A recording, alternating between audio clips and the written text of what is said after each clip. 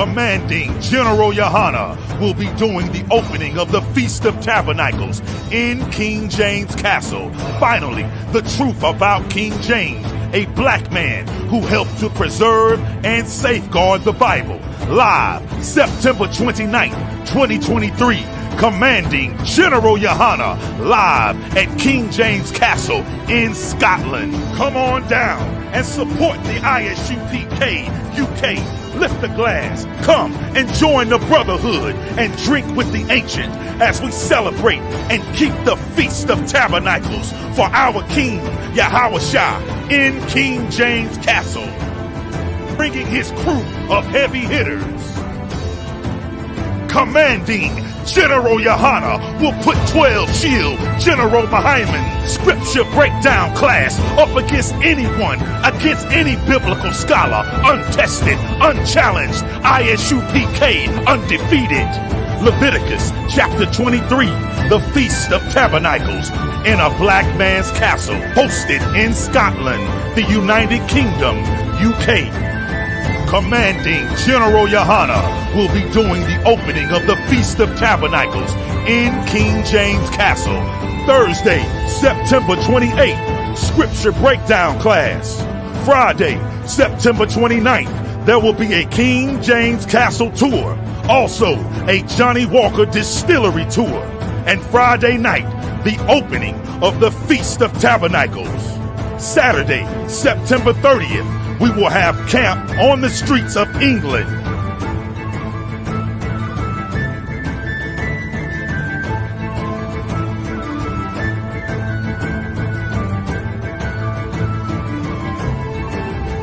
Sunday, October 1st, the UK Cookout. Monday, October 2nd, the Warwickshire Castle Tour. I.S.U.P.K under Commanding General YAHANNA at King James Castle in England. This is an absolutely monumental, historical event. Want us to stop. But man, don't we deserve a shot? Don't we deserve a shot to be the Lord's people? Israel, let's do it!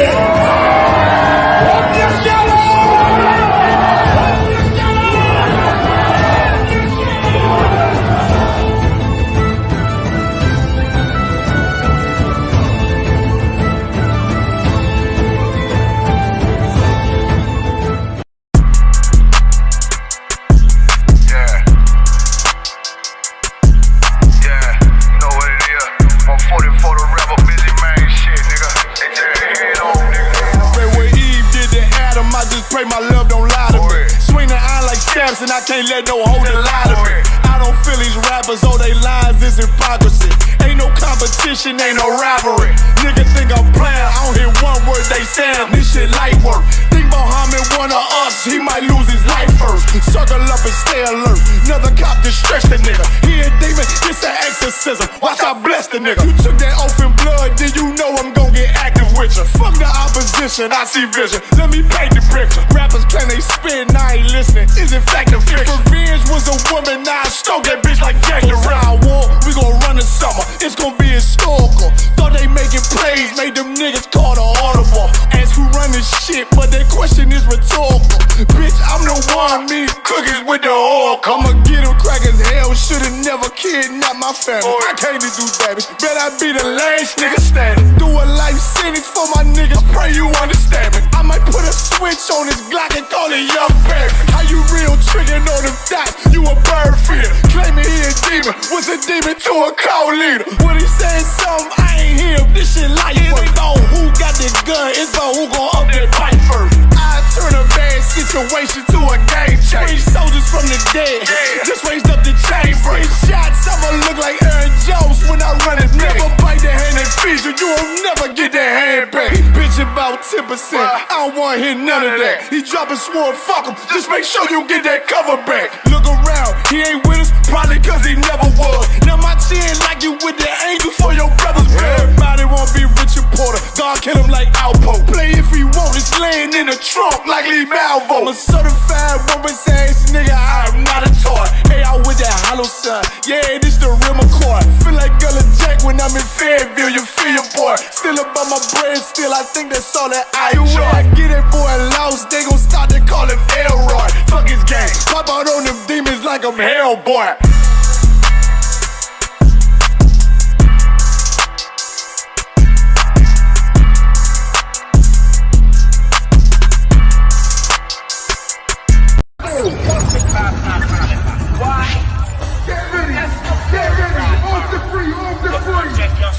I'll be booking them like Palace, puffing on my chalice. True say I'm an addict, 24 Cali, don't make me have to grab it. Cabbage, niggas can't manage, that's another slapping. Niggas thinking that I'm famous, that I won't slap it. Nigga, I'm erratic, Erdington savage, yeah, you call this modern warfare, when we double tap it. Another cop just stretched the nigga. Here, David, this that exorcism. Watch out, bless the nigga. Who took that open blood? Do you know? Gangster in the morning, gangster in the evening, gangster in the morning, gangster in the evening, gangster all the time. Yeah, I'm back and I'm attacking.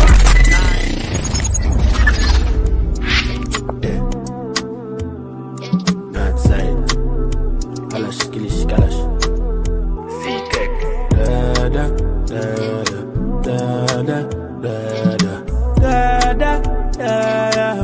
Yo, killed. Say you're bad from which part?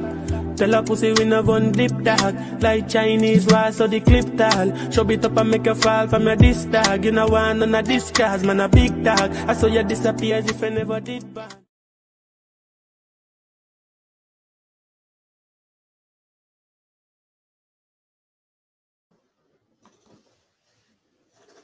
Most alright. Shalom with the I.S.U.P.K. Started out of 1 West, 125th Street, Harlem, New York, under Command General YAHANNA. Now, priest and officer Karathia from the UPK in the UK. You know, make sure you book them tickets, man. You know what I mean? The 28th, 29th.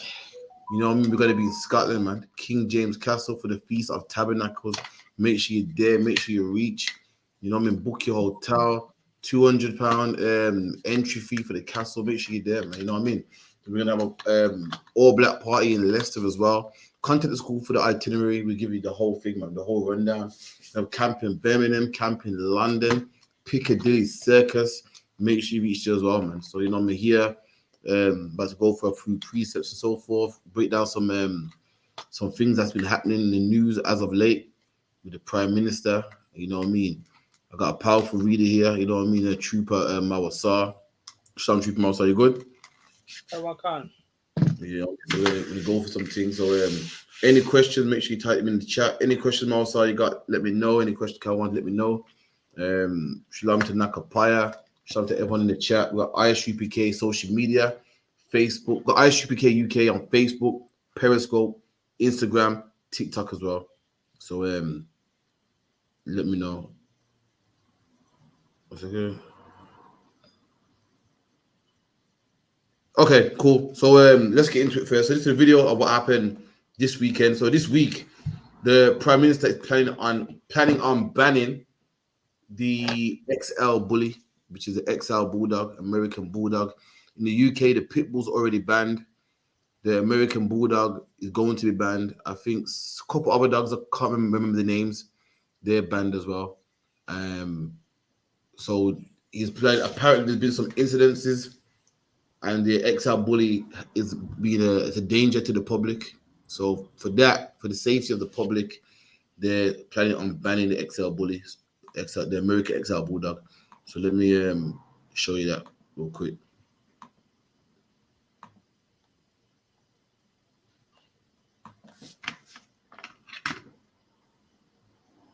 An XL bully dog is a danger to our communities, particularly our children. I share the nation's horror at the recent videos we've all seen. Yesterday, we saw another suspected XL bully dog attack, which has tragically led to a fatality. It's clear this is not about a handful of badly trained dogs. It's a pattern of behavior, and it cannot go on. While owners already have a responsibility to keep their dogs under control, I want to reassure people that we are urgently working on ways to stop these attacks and protect the public. Today, I have tasked ministers to bring together police and experts to firstly define the breed of dog behind these attacks with a view to then outlawing it. It is not currently a breed defined in law, so this vital first step must happen fast. We will then ban the breed under the Dangerous Dogs Act, and new laws will be in place by the end of the year. These dogs are dangerous. I want to reassure the public that we will take all necessary steps to keep people safe.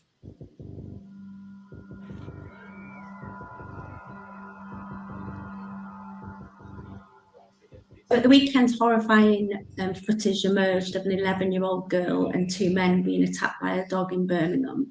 This has led to calls for the controversial XL Bully breed to be banned in Britain. Dog owners, on the other hand, say they make wonderful pets and blame poor breeders and poor owners for the aggression that the dogs are showing.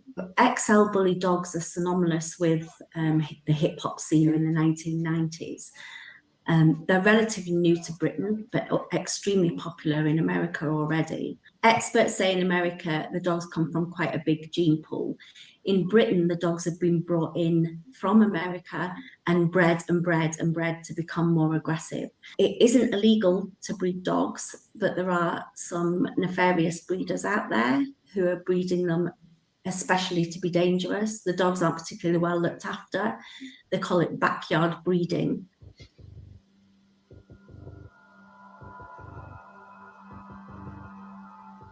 It still feels like it's not real. I still feel like he's going to walk around the corner any second. I still feel like he's going to shout my name or mum from upstairs.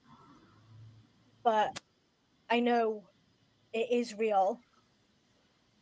And it's hard to get my head around every day. Originally, I thought maybe it's not the breed and it's the owners and the breeders who are doing it. And I still agree that it's the owners and the breeders. They are responsible for their dogs. And if these dogs are attacking people, then they're at fault. But this breed is responsible for, I think it's over 70% of attacks, and they're a small percentage of the dog population. So when people say it's not the breed, it's very much the breed. If Jack was attacked by a Jack Russell or a small dog, I can guarantee you he'd be next to me. Experts are particularly worried about legal breeders mixing XL Bully dogs with banned pit bulls. Pit bulls are banned under the Dangerous Dogs Act, but the act has proven difficult to enforce since it was introduced in 1991. One of the pit bull mixes specialists are particularly worried about is called a gator mouth pit bull, bred for fighting, and it's an especially aggressive dog. These pit bulls have particularly strong jaws, built for fighting, known for dog fighting, and experts are worried that this is what they're being used for in Britain for underground fighting. But then, of course, they go out on the streets on leads with owners who are perhaps not as well trained as they should be when they're taking their dogs out. So the banning this dog because it's a danger to society, and farewell. I understand.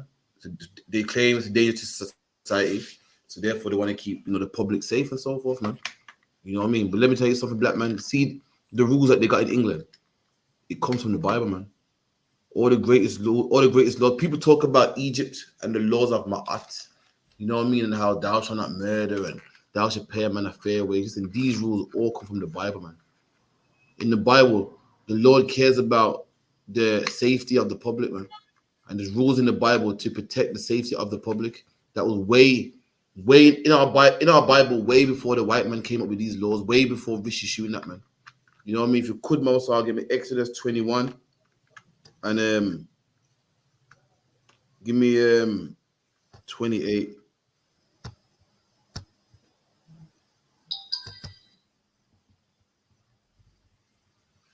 You know what I mean? The British government see that there's a breed of dogs that's dangerous. You know what I mean? They're bred a certain way. You know what I mean? They got certain genetics that make them aggressive. And the British public don't want their public being attacked. They want to make sure their public is safe. So what they're doing is banning these dogs, man. Banning it to make sure no more kids get bitten. Making sure no elderly get mauled. Make sure no one get nyam up. No one's there. So Fair enough. So something that you got to take drastic measures, and these measures was in the Bible long before Rishi Sunak came on the scene. Let me show you. Read it up. The book of Acts 21. No, Exodus 21. The book of Exodus 21, verse 28. If an ox gore a man or a woman, that they die. So the Bible goes, if an ox gore a man. So you know what I mean? Nowadays we don't have ox. You know what I mean? Well, the average man don't. Farmers do. But back then we was all farmers, man. Nowadays, you know, because of how society is now, people ain't farmers now. People give it for work, for income. People do a different service. We don't really do farming like how we used to, man. And we used to have oxes. Today, the only animals your average man has in his house is what, a dog, cat, you know, budgie or fish, whatever the case may be. But back then we had ox. Why? Because we had land, and the ox would plow the land. We will sell ox to, you know, other farmers. You know, we will cut up an ox and kill an ox and sell its meat to the butchers, man. You know what I mean? There's money that can be made from oxen. And the Bible said if one of your ox gore a man, you know, stomp on a man, run into him, gore him, that man dies. We done? Then the ox shall be surely stoned. And the ox should be stoned? You know what I mean? They're saying how they're looking out for the safety of the public, and God was doing the exact same thing. If there was an ox that was crazy and couldn't be controlled and was just mad and, you know, just angry, the ox had to go. Why? Because of the safety of the public, because it might gore somebody else. It might kill somebody else. It's already killed one person. We can guarantee that it killed one person. Let's guarantee that it kills no more, man. The ox will be stoned. That's the reason why it was stoned. You know what I mean? Just to ensure the safety of the public, man. That's the reason why. Keep it in. And his flesh shall not be eaten. And his flesh shall not be eaten? I mean, does anyone know why his flesh shouldn't be eaten? Because sometimes he might be carrying a disease or, you know, or a demon. Nah, not really that. It's more pretty much simpler. Do you want to get a shot, sir? It's because it has been stoned to death. So, you know, it has a kind of butter blood and stuff in the system. No, what it is, the owner didn't make sure that the ox was tied up properly. Didn't make sure that the ox was kept away properly. So the ox is stoned and its flesh shall not be eaten. That's the punishment to the owner. Imagine you got an ox, and with the ox you can make lamb chops.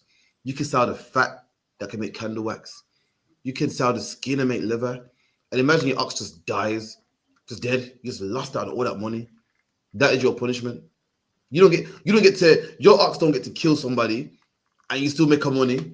Like, kill the man, but boy, I got beef out of it, you know. It killed the man, but I fed my family today with it, though. It killed my family, but what, we made liver from it, though. It killed the man and you lost out on some money. Now you don't have an ox that can plow your land. Now you can't make no liver. Now you can't make no beef burgers. You can't have no curry down beef, man. That is your punishment for not making sure that your ox was kept in a pen. To not making sure your ox was tied up properly. You can't eat it. You can't say, boy, pass the meat then. I'll get the meat. Or pass the liver then. That is your punishment. You just lost it. Imagine that. That's like getting what, like £1,000 and just flushed it at the damn toilet. Just lost it.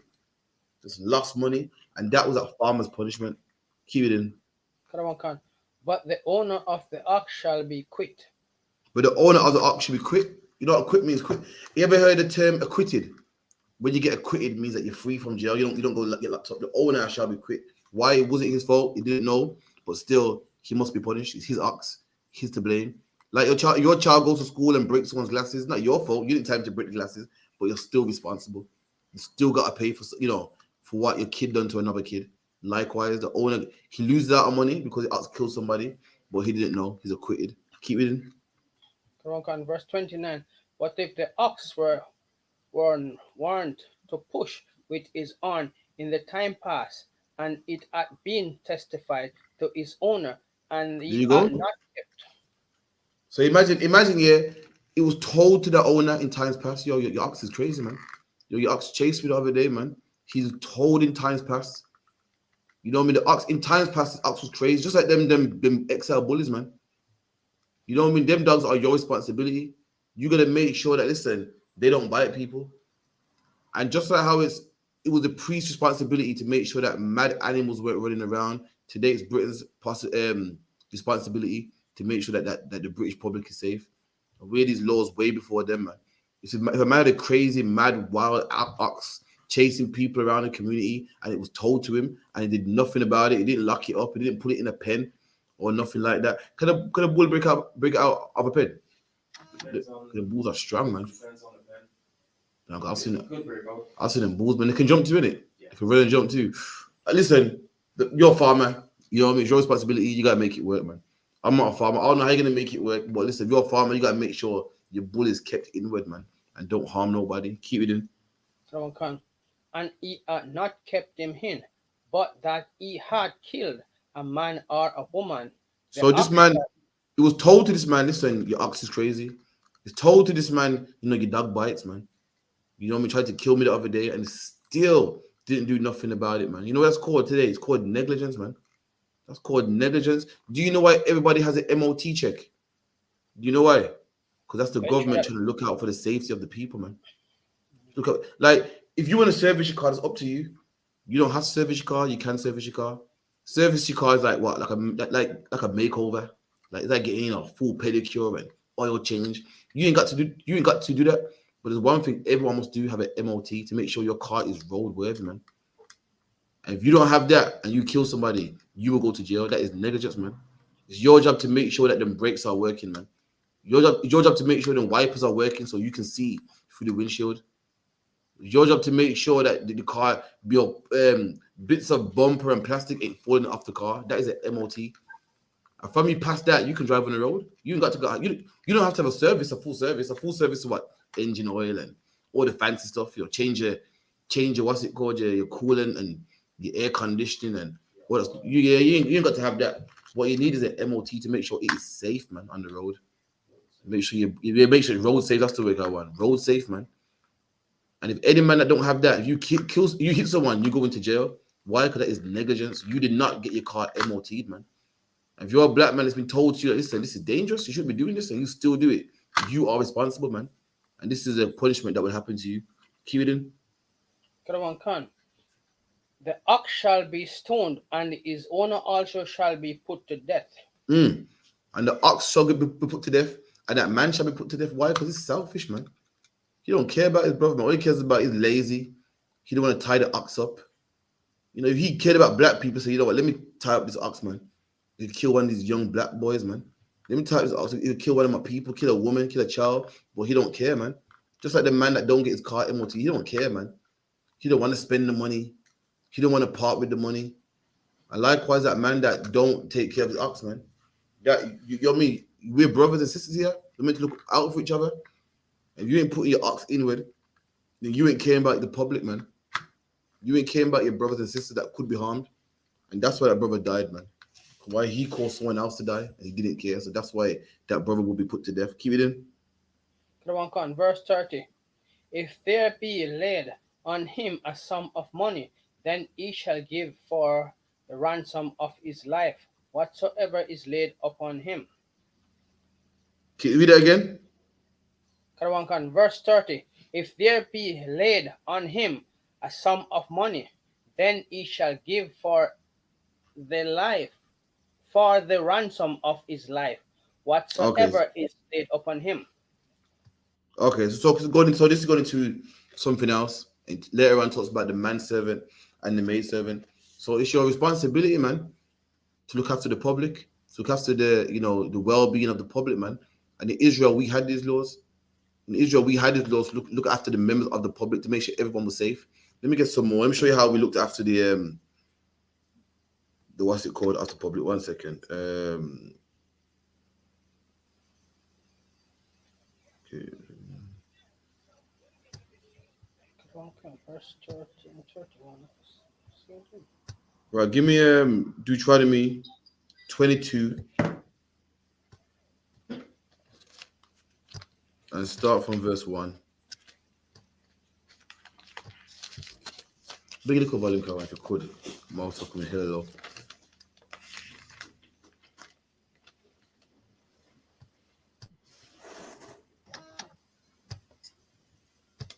Deuteronomy 22 verse 1. Now give me a second.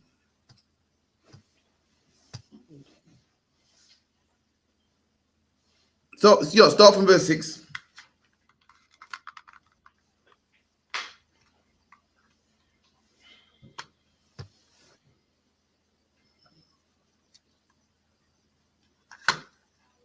Okay, the book of Deuteronomy 22, verse 1. So I can start from 6, Bob Kushar. Deuteronomy 22, verse 6. 6, please, If yeah. a bird nest. That's the only one? Deuteronomy 22, verse 6. If a bird's nest, chance to be before thee in the way, in any tree, or on the ground, where so there... the Bible says if you see a bird's nest on a tree or the ground, you know, birds make nests, usually in trees where they lay their eggs and whatnot, where they live. Keep reading. Whether they be young ones or eggs, and the dam sitting upon the young. Oh my God. So you got a bird's nest, and in the nest there's eggs in there, and there's a young bird, and she's sitting upon the young ones. For anyone that don't know, birds sit upon their eggs, keep them warm, keep them safe. And even when they're born as well, they sit on them to keep them warm and so forth. Keep reading. Okay, give me 2 seconds, guys. This computer mess around again.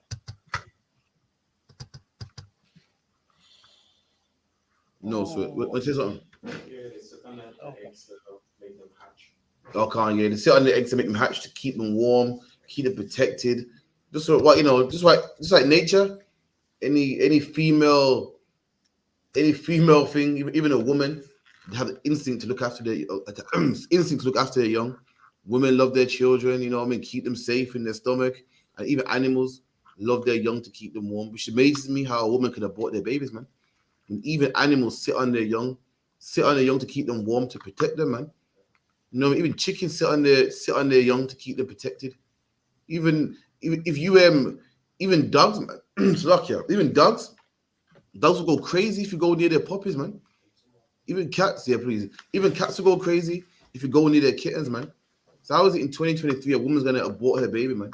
Because some oppressor said, listen, you need to keep that figure. Because some oppressor said, listen, man, you ain't ready for this. You ain't ready for college, man. Go to college first. Go to uni first, man. And for that, a woman will kill her babies, man. Even animals look after their babies.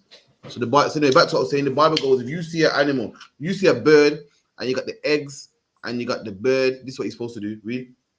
And the dam sitting upon the young, or upon the eggs, thou shalt not take the dam with the young. And the Bible goes, don't take the dam with the young. Don't take the bird with the eggs, man. Don't take the bird and the eggs. Take the egg or take the bird. Why? If you take the eggs, then that dam can make more eggs. And if you take the dam, the eggs will hatch and then they'll make more eggs. This is how life procreates, man. But the oppressor, being so greedy, he kills everything, man. He kills everything. Nothing can grow back. Imagine this. He wipes out all the rainforest, man. Wipes it out clean, man. The Bible goes, let it rejuvenate, man. Let more come, and you know what I mean? Kill in a moderation, man. Chop down trees in moderation, man. Why? This is for the safety of the public, man. So people can have trees. The oppressor wipes down rainforest, man. And guess where that wood ends up?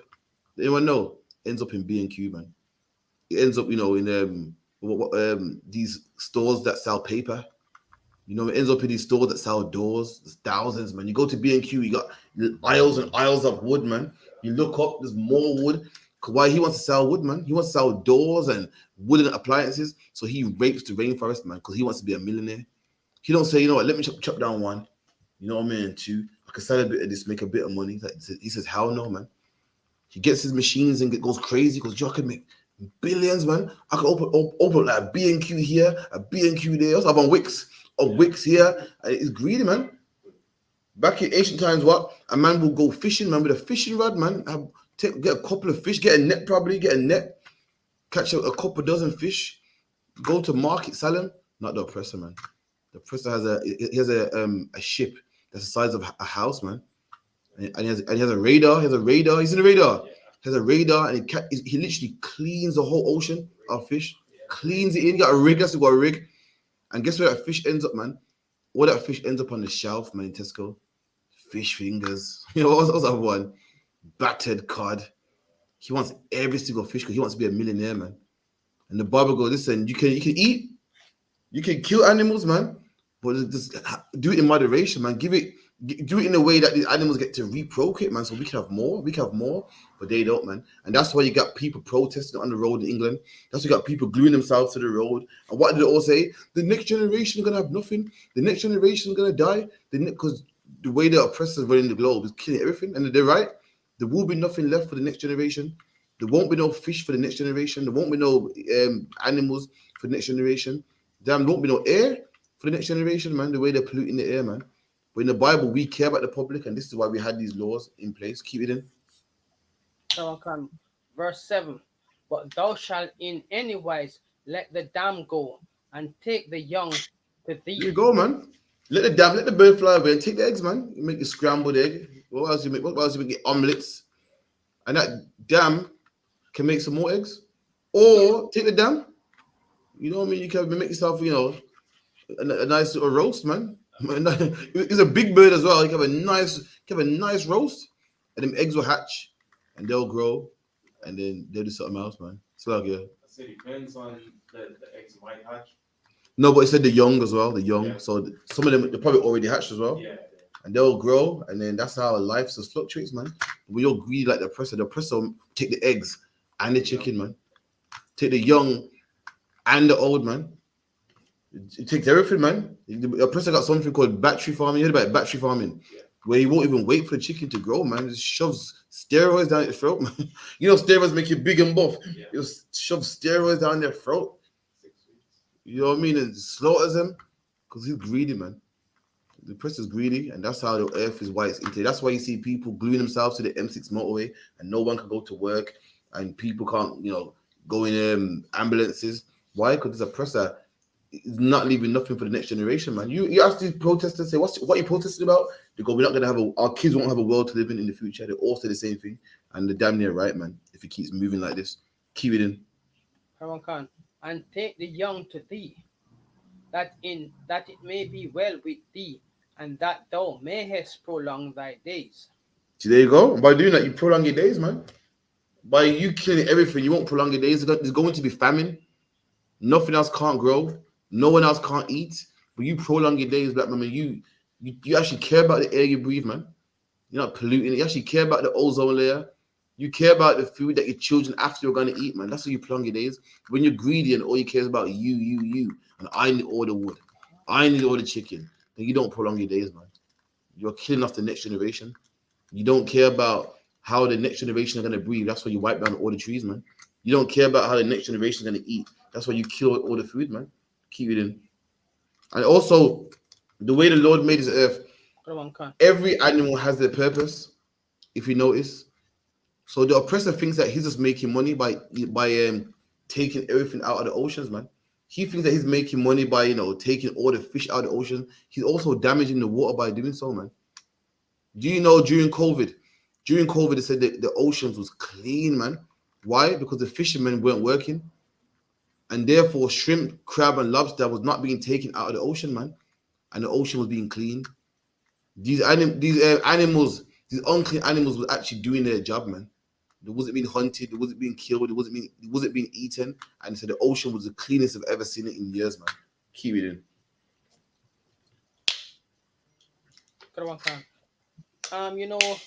When during COVID-19, because when they drop those big nets, they have something like a rake, what they call trawling on the rake. So you draw under the seafloor and scrape up everything into the net. Gone, yeah. That really damage it and things like that. I'm pretty sure you're saying it's a big rig, man. Ain't no little paddling boat. It's a big rig, man. And they have a radar. So this ain't no 1-2 fish. And they go, yep. They see a lot of fish coming, and they just rake it, man. And all that fish ends up in Tesco, man. There's Tesco in every area, every 2-mile radius in all of England, man. And I'm pretty sure there's supermarkets in America too, and in Japan, and in China. Listen, man, there can't be no fish left, man. If you carry it at this rate, there will be no fish left, no animals left, man. And why? Because the oppressor's ruling the earth, and he don't know how to rule it. He ain't looking out for the public, man.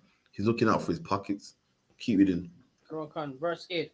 And then thou buildest a new house, then thou shalt make a battlement for thy roof, that thou there you go.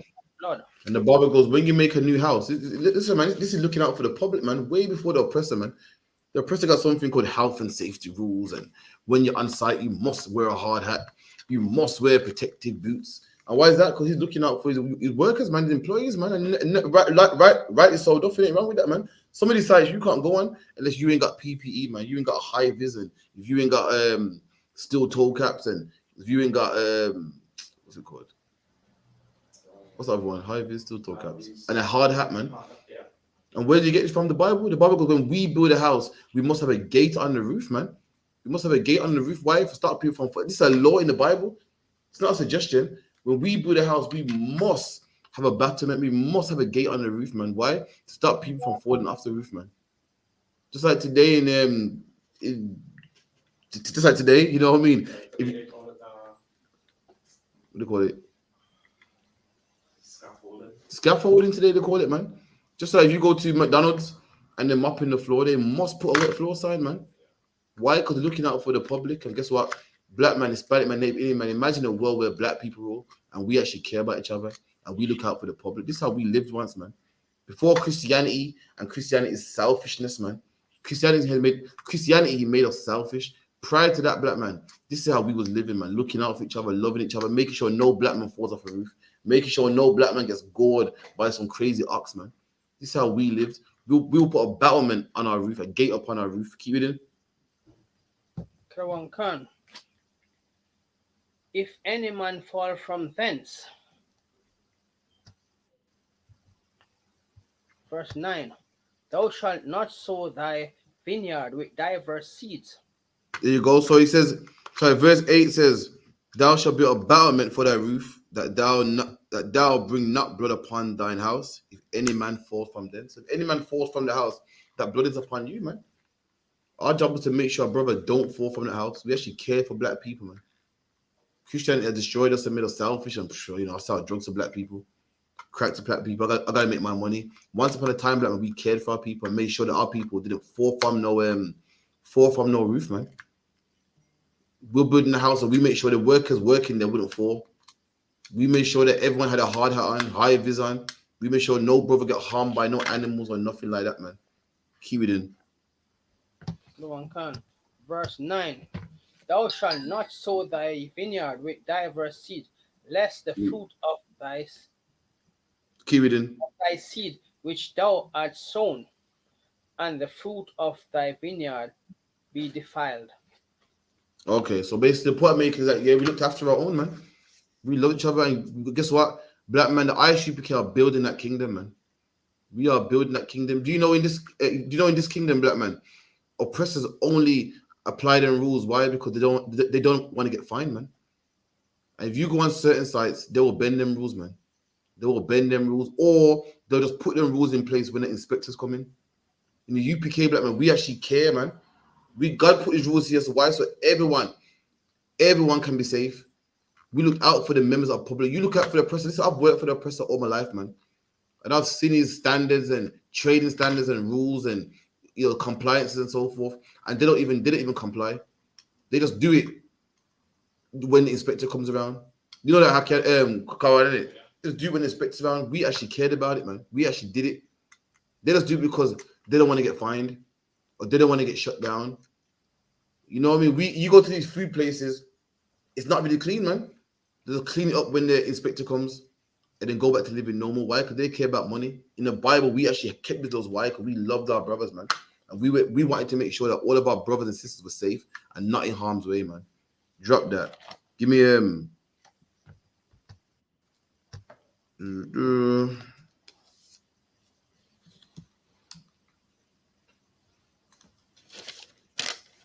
Let me get one.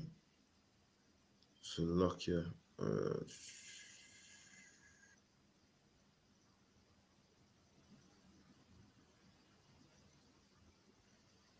Any questions? Just let me know. Give me so luck, yeah.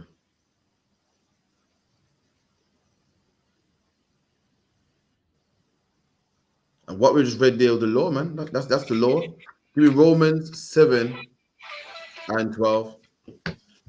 What we just read there was the law, man. And that's how For anyone saying the law's done away with is an idiot, man. Why would the Lord do away with these good laws, man? Why would the Lord say, you know what, don't keep these good laws?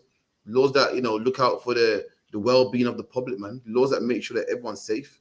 Laws to make sure that, you know, no one gets hurt, man. Why would a God do with laws like that, man? You know what the problem is?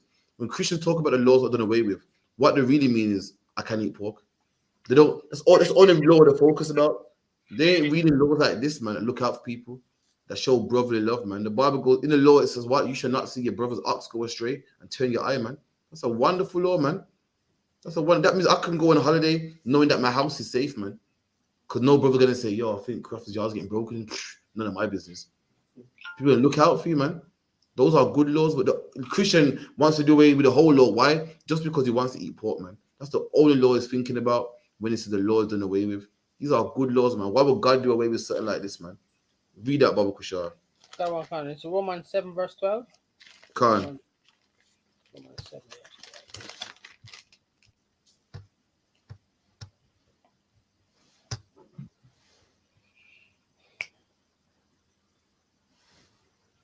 Khan. The book of Romans 7, verse 12. Wherefore, the law is holy, and the commandment holy, and just, and good. And look what Paul says, man. This is what Paul said about the law. The law is holy, just, and good, man. Just is the root word of justice. You know what I mean? These laws is how, you know, you can sort a problem out. You and a brother got a problem. With these laws is how you get justice, man. A brother robs from you. This law is how you get justice. The Bible goes, pay a man back twice. The law is good and holy, separate, man. It's different for how the oppressor deals with his community. Different for how the Chinese deal with their society.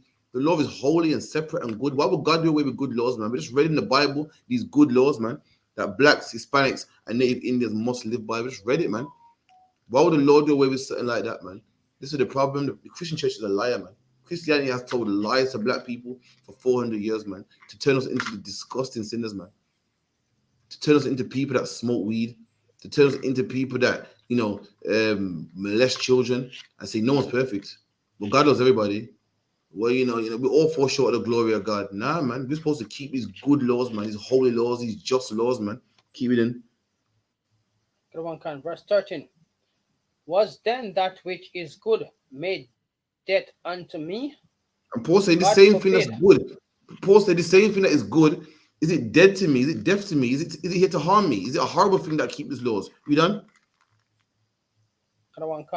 God forbid, but and he sin said, God that forbid. it might. He said, God forbid, man. He said, no, this holy law that's good, it ain't death to me. It's life for me, man. He said, God forbid means no, absolutely no. Paul said these laws are good, man. Keep it in. But sin that it might appear sin, working death in me by that which is good.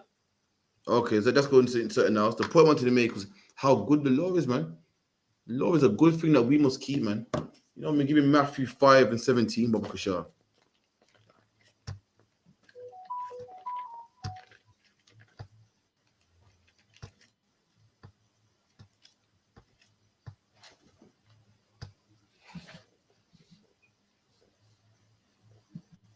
The book of Matthew 5, verse 17. This is what Jesus Christ said about the law. You know, everyone talks about the law and it's done away with, and Jesus come and washed it away. Well, let's see what Christ said, man. If you got a red letter in Bible, we'll let you know who's speaking, man. This is what Jesus Christ said about the law. The same, what law? The same law in the Old Testament, man. Jesus Christ called it the law. Christ didn't come with no new laws, man. The law Christ is referring to the same law that Moses gave, man. The same law that Moses went up in the mountains and came down, days later, man, and gave these commandments to blacks, Hispanics, and Native Indians. This is what Christ said about them same laws, man. Read. Book of Matthew 5, verse 17. Think not that I am come to destroy the law. And this is what Christ said, man. Christ said, don't think that I'm come to destroy the law. Don't think about it, don't comprehend it, don't put it in your mind. You know what I mean? Don't even think about it, man. To think about something, just think, I wonder if Christ come to break the law, man. I wonder if Christ come to destroy the law. Nah, man. People back then saw Yahushua come with a new doctrine that was different from the Pharisees, different from the scribes, and they thought, oh, maybe this is a whole new thing, something that got nothing to do with Moses. And Christ said, nah, I don't think that. Don't think that at all. Don't even think it, man. Don't even consider it, man. That's what I'm looking for. Don't even consider it. I'm telling you, I'm coming to teach brothers to keep that same law of Moses. Yes, my doctrine is different from these hypocrites, man. But don't think for a second it's that different that I'm gonna teach you to break the laws of Moses, man. Keep it in. Come. Are the prophets? I am not come to destroy, but to fulfill. And Christ said, I ain't come to destroy the law or the prophets, man. So not only am I come to destroy the law, I ain't come to destroy or change anything that Jeremiah wrote, anything that Ezekiel wrote. Christ ain't come to change it, man. In the book of Isaiah, it said Christ is gonna kill people eating pork, man. And guess what? That still stands. Still stands, man. You know what I mean? Obadiah talked about Esau being destroyed, man. And that still stands. Christians think that Christ come to destroy them disgusting prophecies. The prophecies were too bloody and too horrible. My Jesus is different now, man. Christ didn't come to destroy the law or the prophet. Those things still stand, man. Still going to take place. Still going to happen, man. And Christ said, I ain't come to destroy, but to fulfill. And I ain't come, fulfill is the old English word, man, which means to what? Carry out to the end, man. Christians think fulfill means it's done. I fulfilled it. Now it means to carry out to the end, meaning what? The same laws Christ taught, he did it himself. He ain't come to do away with the law. He come to fulfill it. He ain't come to do away with it. He's come to do it, man. Meaning what? Christ had fringes on his garment. Christ kept the Passover, as we know. Kept the Feast of Tabernacles, unleavened bread. Fasted during the Feast of the Day of Atonement. Christ did it all, man. That's what it means by I ain't come to do away with it, but to fulfill. You come to do it, man. And Christ did it, man. You read the Bible, you find out the famous picture of the Last Supper was actually the Passover, man. Which is what? A law in the Bible. When the woman touched Christ's fringes of his garment, she was healed. In the law, it says we must have fringes on our garment, man. You know what I mean? Keep it in. Come on. Verse 18. For verily I say unto you, till heaven and earth pass, one jot nor one tittle shall in no wise pass from the law till all be fulfilled. This is the Lord being sarcastic here, man. This is our King Yahawashi being sarcastic, man. Said till heaven and earth pass, and we know heaven and earth will never pass, man. That's in the book of Psalms. Said what? The earth abideth forever. So till heaven and earth pass, not one jot or not one tittle shall in no wise pass from the law. A jot is the crossing of a T, man. And a tittle is a dotting of an I, meaning the smallest things, nothing will pass from the law as long as heaven and earth stands, man. Meaning what, black man? We're still forbidden to eat pork. We're still forbidden to eat crab, shrimp, lobster, mussel, scallop, mackerel, pig, all them type of things, man. We're still forbidden to date with white woman, man. Still forbidden to, be a sexual deviant. That's what the Bible's saying. The Bible said we can't do that, man. Those things we cannot do until heaven and earth pass, meaning what? Forever. Keep it in. Come on. Verse 19. Whosoever therefore shall break one of these least commandments and shall teach men. Hold on. Christians say that the law's on the way with, man. Christ saying what will happen to a man that breaks it. I thought we can break it now. I thought that pork, you used to couldn't eat pork, but now you can. Christ saying if you eat pork, you're breaking the commandment, man. I thought you used to could not be a sexual deviant, but Christ died for it now, so now you can. Nah. Christ telling you what will happen to a man that breaks the laws, man. Read that part again. Come on. Verse 5, Matthew 5, verse 19. Whosoever therefore shall break one of these least commandments and shall teach men so. And shall teach men so? So Christ said, not only can't you break the law, you can't even break the least, man. You can't even break the smallest one and teach men so. Who teaches men so to break the law? Your pastor, man. Your pastor says you can eat pork. Your pastor says you can celebrate Christmas. You can celebrate Easter. You can eat pork, just pray over it. You can be with a white woman if you want. God don't see color. He breaks the law and teaches men so. He teaches men to break these commandments, man. Keep it in. Shall teach men so. He shall be called the least in the kingdom of heaven. And that man shall be called the least in the kingdom of heaven, man. Keep it in. But whosoever shall do and teach them, the same shall be called. And that's what we do in the UPK, man. I thought we were Pharisees, Kawan. I thought we were boasting ourselves. Oh, you think you're better than other people? Now, man. We're just doing what our King Christ told us to do. That's all. We ain't boasting ourselves. We don't think we're better than nobody. Christ said what we must do him and teach men so. And the UPK, we don't eat pork, and we teach you not to eat pork, man. We ain't sexual deviants, and we teach you not to be sexual deviants, man. How is it people say, oh, you think you're better than people? Oh, you think you're Christ now? Not at all, man. We're just doing what our King told us to do, which is what? Keep the law and teach men. So we done. And he shall be called great in the kingdom of heaven. Keep it in. Verse 20. For I say unto you, except your righteousness shall exceed the righteousness of the scribes and Pharisees. Ooh, and it gets even better. It gets even better.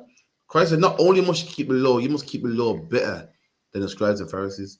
Your righteousness must exceed the scribes and Pharisees, so you must keep it better than they do. Christ didn't do away with the law; it made it harder. Christ said, your keep of the law got to be greater than the scribes and Pharisees, man. And who were they? Scribes and Pharisees were the religious leaders back then. The religious leaders back then were the scribes and Pharisees, black people that knew it all, man. Black people that everyone went to them. Everyone thought that they had the answers. They had the garments on and the pretty garments and the fringes and the shields and looked the part. Just like your pastor today, man, looks the part. Got the haircut, got the pinstripe shoes, the pinstripe suit, the shiny shoes, and you know what I mean. You're just a black man from the ghetto, man. He's a black man that went to uni at Oxford and he speaks well. He got PhDs in his name, and reading the Bible since he was 10 years old. His grandma knew it. He knew it. Those are the scribes and Pharisees, men, of stature. And Christ said, our righteousness must exceed theirs, man. Keep it in. He shall in no case enter into the kingdom of heaven. And Christ said, if your righteousness don't exceed them hypocrites, man, you're not going to make the kingdom of heaven. You won't see it, man. You won't see it, man. Keep it in. Verse 21. Ye have heard that it was said of time of old, thou shalt not kill. Christ talking about, where's Christ talking about, man? Christ talking about the Old Testament. Christ said, I know you've heard of old. I know you read the Old Testament. I know you read Exodus, Deuteronomy, Numbers. You know what I mean? I know you read Genesis. And you heard, this is what was said of old. Keep it in. Thou shalt not kill. And the Bible goes, we all know thou shalt not kill. It's in the law. Moses wrote that. It's of old. We've all heard that. This is show you. What I'm about to show you that not only. What I'm about to show you now is that not only did Christ keep the law, Christ made the law harder, man. Christ made the law Christ made the law spiritual, man. Christ said, in the law it says, thou shalt not kill. In the law it says, thou shalt not kill. Meaning what? Thou shalt not murder someone. Thou shalt not physically harm and murder someone till they're no longer alive. That's what the law said. Keep it in. And whosoever shall kill shall be in the danger of judgment. And anyone that kills shall be in danger of the judgment. What was the judgment? That if you kill a man, you get killed too. That was a judgment. That was justice. Judgment is a punishment for a crime.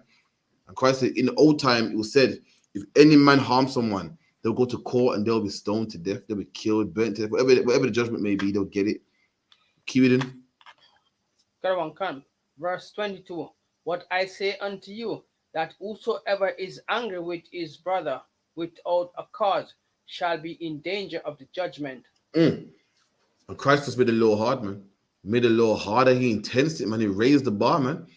Christ said, listen, in old time it said, if you kill a man, you're in danger of the judgment. Listen, if you're angry with a man, you're in danger of the judgment, man.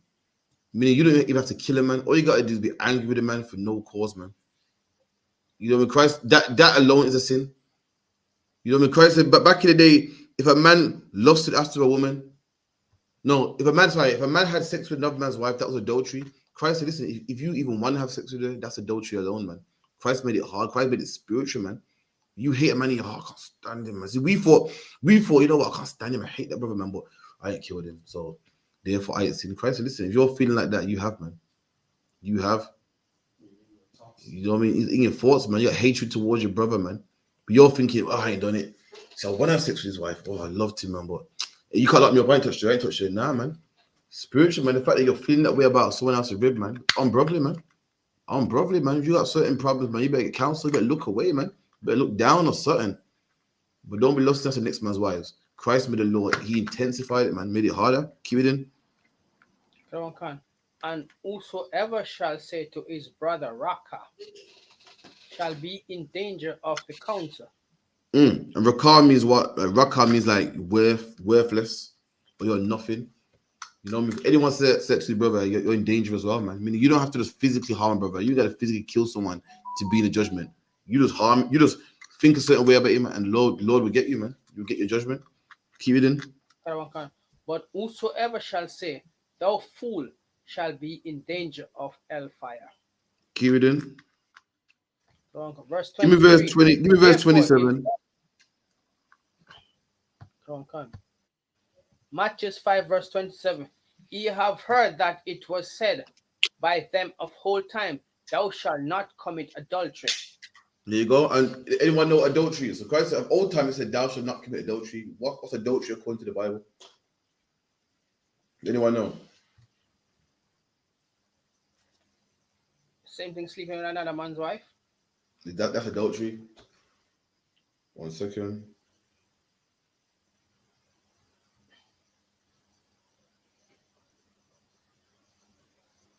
That's adultery according to the Bible. See, Christian church, according to the Christian church, they'll tell you that adultery is what? Sex before marriage.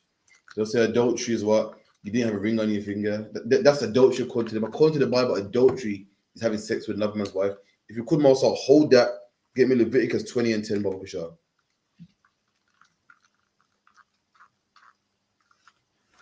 Just to prove what adultery is.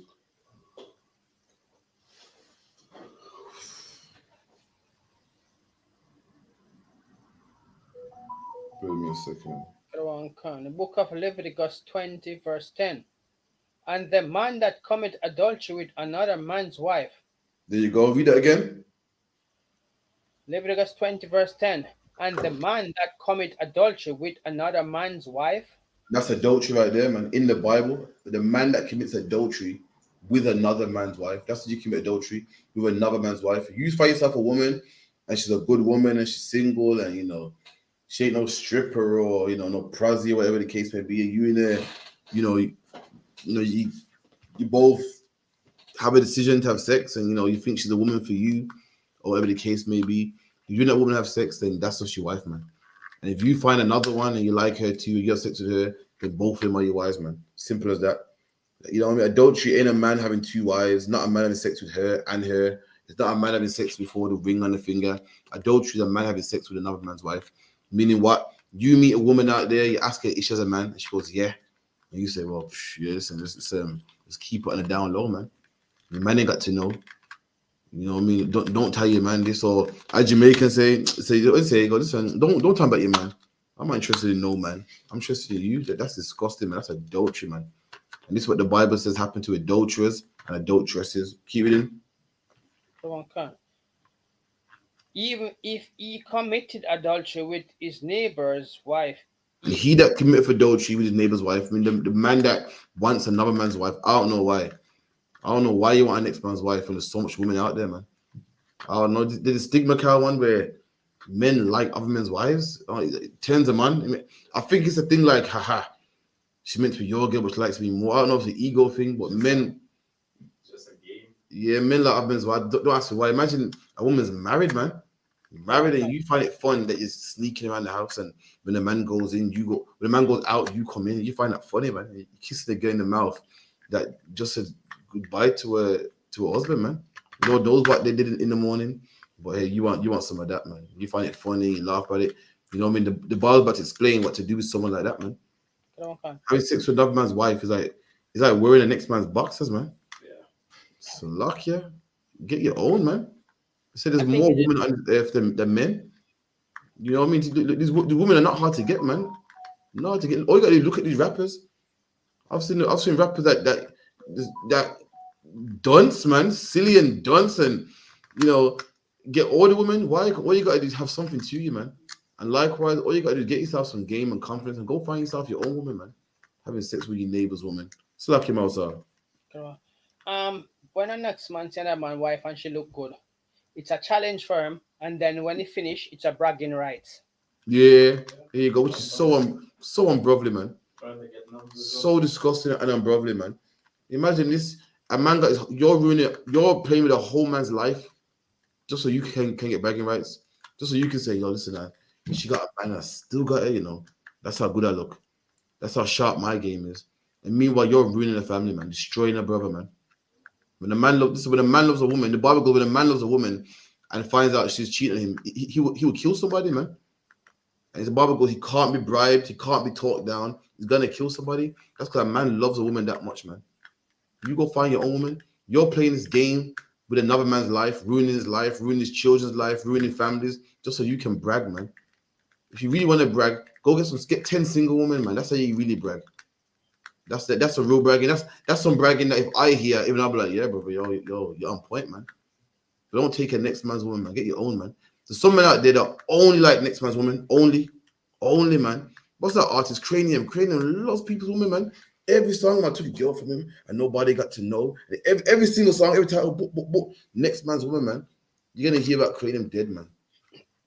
You hear about him dead soon, and you know what I mean. You're gonna find out a man found out he's having sex with a woman and kill him.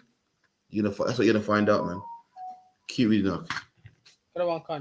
Even he that commit adultery with his neighbor's wife, the adulterer and the adulteress shall be put to death. And the adulterer and the adulteress shall be put to death. That was the judgment, man. That was the judgment at the time for adulterers, man. Put to death, man. Just ruin a man's life, man. And I've seen men that women cheat on them, man. If you see, man, I can tell you a story. I've seen men and they're distraught, man. Yeah. I've seen men and they think the wife's cheating, and they say that they're peeping through the curtains. Is she coming back? I watched I watched my show, man. When a woman was cheating on her husband, and he was so destroyed. He goes, you know what? I don't even care no more, man. I want my family back. I looked at him, I thought, wow, destroyed, man. Imagine, at first he was angry, then he thought, I don't even care. Just give my woman back, man. That's terrible. Can destroy a man psychologically, man. Just so you can have your bragging rights, man. That is unbrotherly. And I can see why the Lord said that a man like that must be put to death, man. So much women out there, you want minds. I can see why. But go back to where you was, Matthew 5 and 27. The book of Matthew 5, verse 27. Ye have heard that it was said by them of old time, thou shalt not commit adultery. Like what we just read? That Christ was quoting what we just read. Christ read Deuteronomy 2. He read Exodus 2. And he's saying, Christ is telling us, in the Old Testament, where you can't commit adultery. Where did that come from? It come from Moses. Christ is quoting what we just read. Christ said it's been said of old time, you know what I mean, that you cannot commit adultery. You cannot have sex with a man's wife. If you're a woman, you can't have sex with anyone else but your man. Keep it in. Verse 28. But I say unto you that. But I say unto you, Christ is saying, we know that a man can't have sex with another man's wife, but this is what I'm saying to you, man. Keep it in. That whosoever looketh upon a woman to lust after her hath committed adultery with her already in his heart. And Christ said, you lust after a woman, you commit adultery already in your heart, man. Don't think, nah, she's nice, but I ain't commit adultery. I ain't done that yet, man. I'm cool. I ain't done that. I would love to, but I ain't done it. Christ made it a little harder. So if you want to, then it's just as bad, man. You already done it, man. You can't be saying lust after somebody else's woman, man. Don't be lust after mine. You know what I mean? Craft wife, nice. Nah, man. Lust after someone else's, man. You know what I mean? Go find yourself a woman, man, and take her number, and you can lust after her all you want, man. Yeah, man. Go find yourself a woman who's free, no husband, and you can lust all you want. You can be on the phone with her and hear her voice and lust, and you can video call and do whatever nastiness people do, man, and send photos back and forth. That's your business, man. But just don't do it with mine, man. Don't try to picture my wives naked. You know what I mean? Picture one of your potentials naked, man. You know what I mean? Don't picture mine. And Christ, if any man wants to do such a thing, he's committed adultery already. Christ made it hard, man. Made it a little harder. Made it a little spiritual. You know what I mean? Keep it in. Verse 29. And if thy right eye offend thee, pluck it out and cast it from thee. For okay. All right. So what's Christ saying here? Anyone want to give it a shot?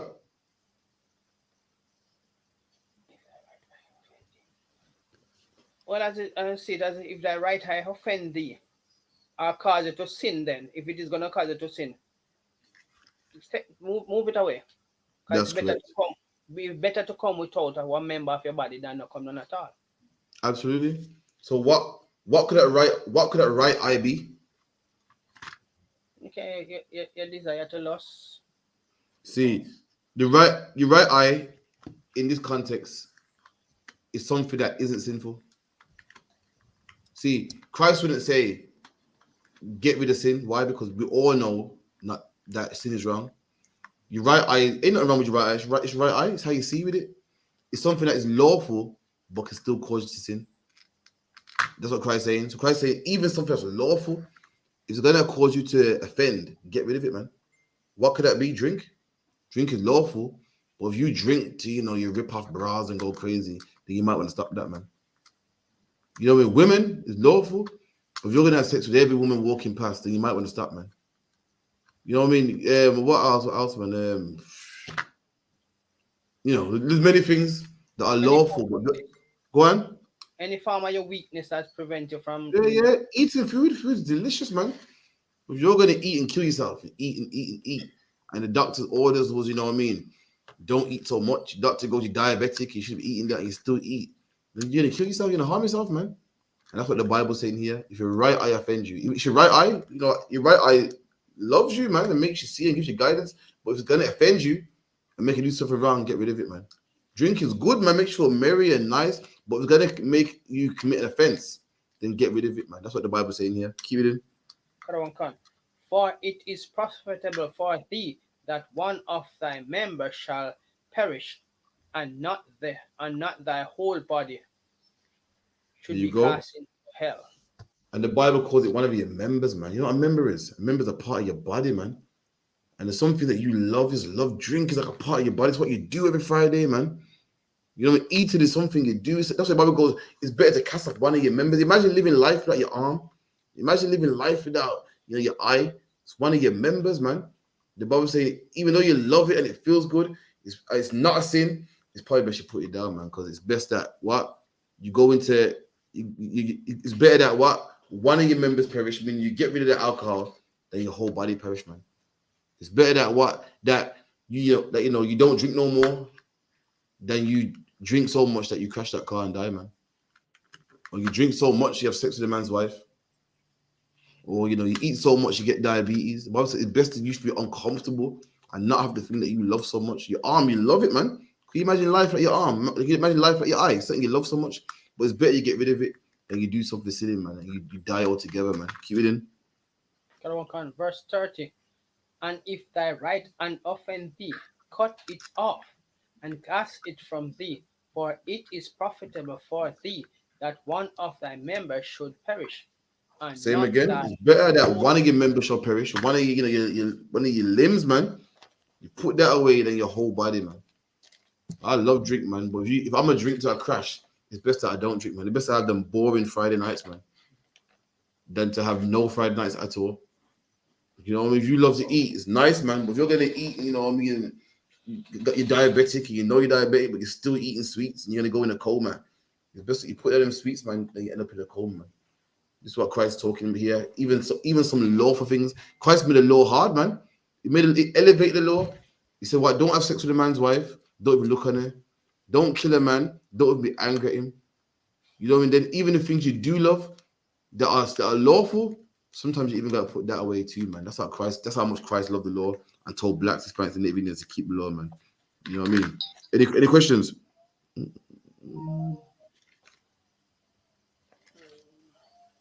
Give me 2 seconds. Was there a Christian outside? Yeah.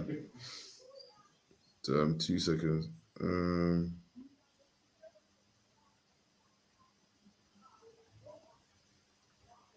Give me Deuteronomy.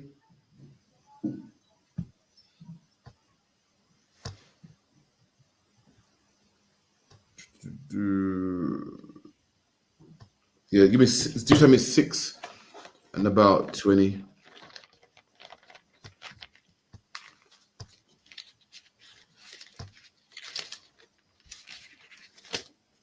The book of Deuteronomy 6 verse 20. And when thy son asketh thee in time to come, saying, what mean these testimonies? And the Okay, 2 seconds. So the Lord, read that again, Deuteronomy 6 and 20. The book of Deuteronomy 6 verse 20. And when thy son asketh thee in time to come, saying, what means this testimony and the statutes? The Lord's talking about our statutes, commandments, our laws, our feast days, our customs. And he said that we must do them. We must do these laws as long as we live, man. And when one day, you know, our sons are going to grow up and they're going to say, Dad, what's these laws about that we keep, man? Just like today, you know what I mean? The British kids ask their parents, man, why do you have 1 minute silence on, you know, November 11? You know what I mean? Why do we do this? Why do we do that? And British people they love their history, they love their culture. They say, son, yeah, you know what? We would have been enemies to the Germans, you know, but we fought them. We would have been servants to the Germans, but we fought them, and we give commemoration to our soldiers. They got their laws, statute, commandments. We got ours. When our kids ask us, Dad, what's this about? What's the Passover about? Why do we keep the Passover? Why do we eat unleavened bread? Why do we fast during the Day of Atonement, man? Our sons are going to come one day and ask us questions, man. Keep it in. And the statutes and the judgments which the Lord our God hath commanded you. Verse 21. Then thou shalt say unto thy son.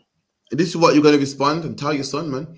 When your son asks you, Dad, what's the meaning of all these commandments, man? This is what we're going to tell our children. Keep it in. Verse 21. Then shalt thou say unto thy son, we were Pharaoh's bondmen in Egypt, and the Lord brought us out of Egypt with a mighty hand. And this is what we're going to respond to our son and say, man. Say, yeah, listen, we were bondmen, we were slaves in Egypt, and the Lord brought us out with a mighty hand. This is something that we must remember. We can't forget this. The Lord ain't going to do away with this good history. The Lord did away with the laws. Did away with this good history. Now, man, the Lord said when our kids ask us about his laws, we're going to tell them, let them know, listen, this is our history, man. Once upon a time, we was in slavery. We was getting whipped by the Egyptians, mistreated by the Egyptians. No one could save us, man. And the Lord brought us out. God brought us out. God parted the Red Sea. God killed the firstborn of all the Egyptians, man. And these feast days, Passover is to commemorate that. Day of Atonement is to commemorate that. The Feast of Booths and Tabernacles is to commemorate that, man. When we walked around in the wilderness, man, with no house, man. All these things are to commemorate that. Why would the Lord do away with this good history? The oppressor don't do away with November 11, man.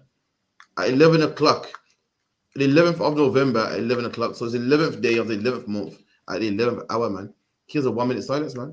They remember 9/11. They remember September 11th, man. They remember the 7/7 bombings. And likewise, black man, we remember ours too. And God wouldn't do away with this good history, man. Keep it in. Verse 22.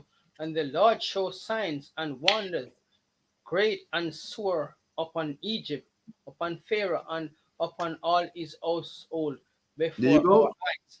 And why would the Lord do away with that, man? The Lord showed great signs and wonders all over Egypt, man.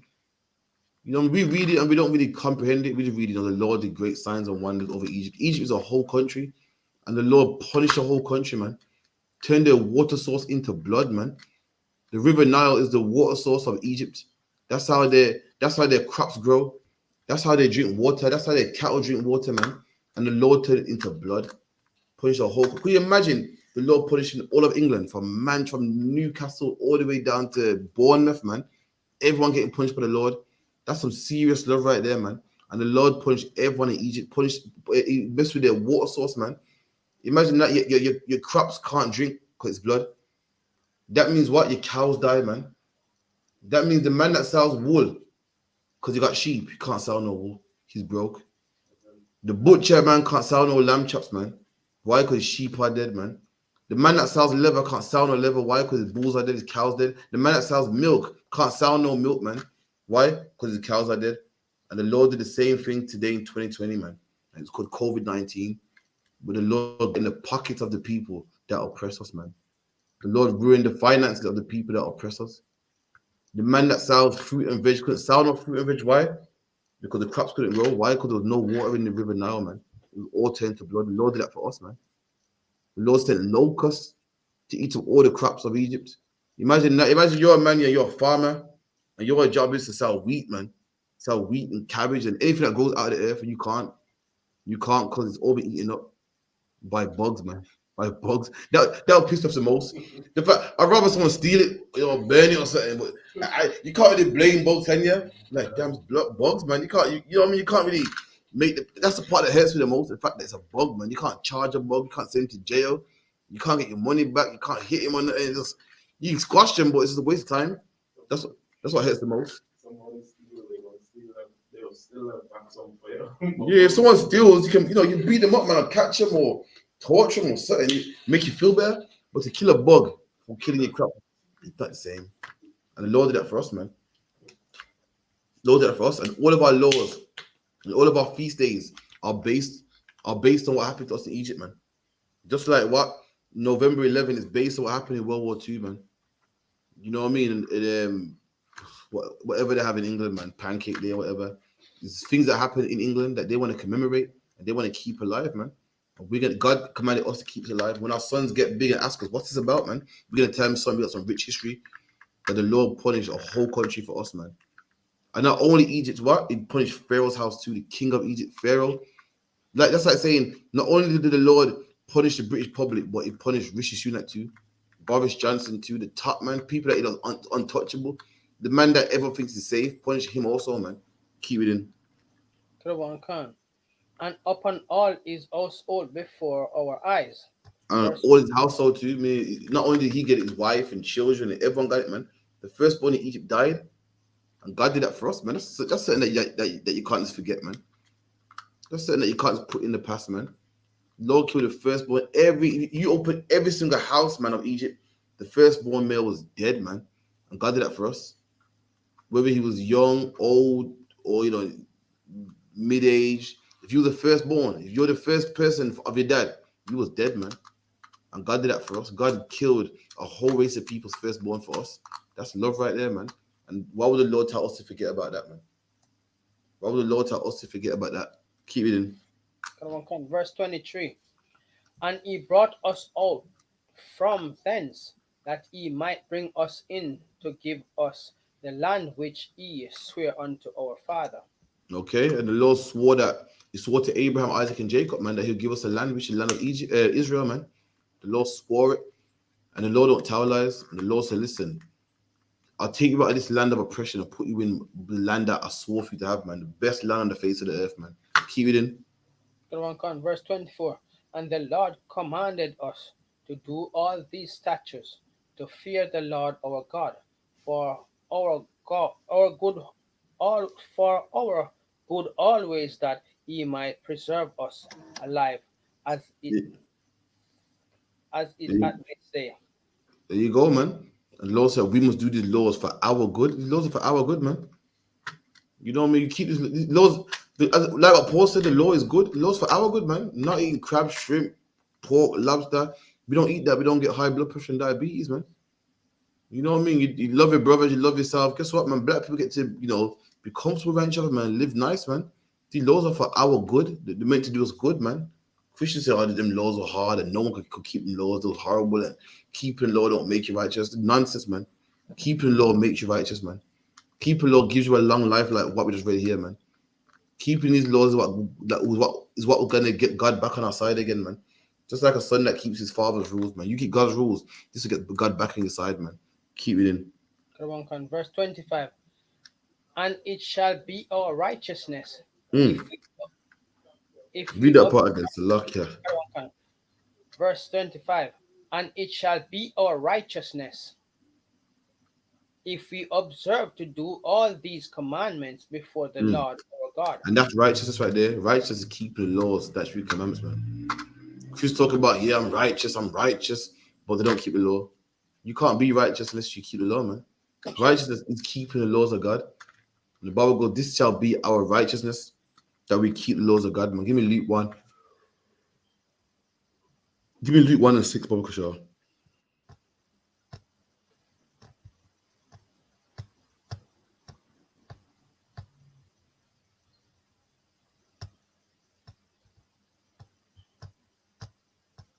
And prove to you that righteousness is keeping the laws of God, man.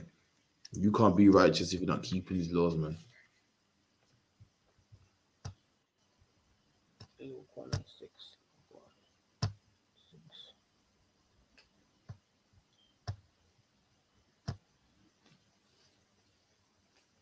1, 6. The book of Luke 1 verse. Luke 1 and 6, I believe. 1 verse 6.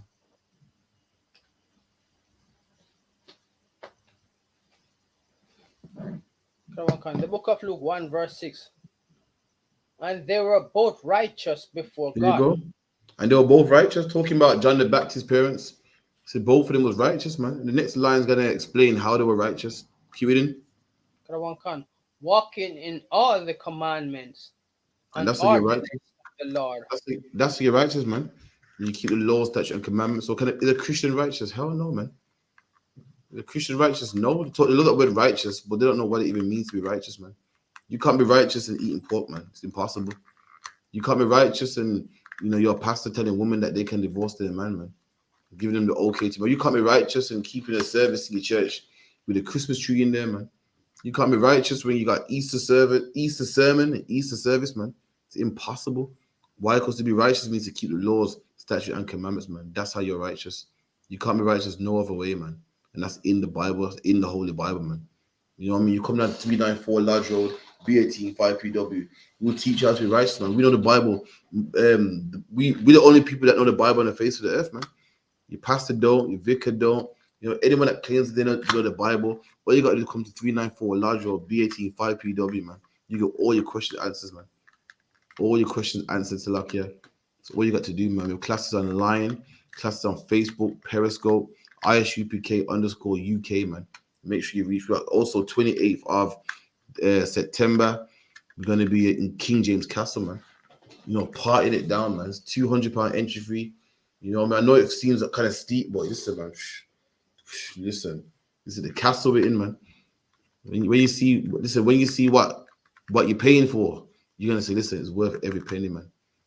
When you see, I don't want to give too much, man. When you see the nice views and the lights and listen, man.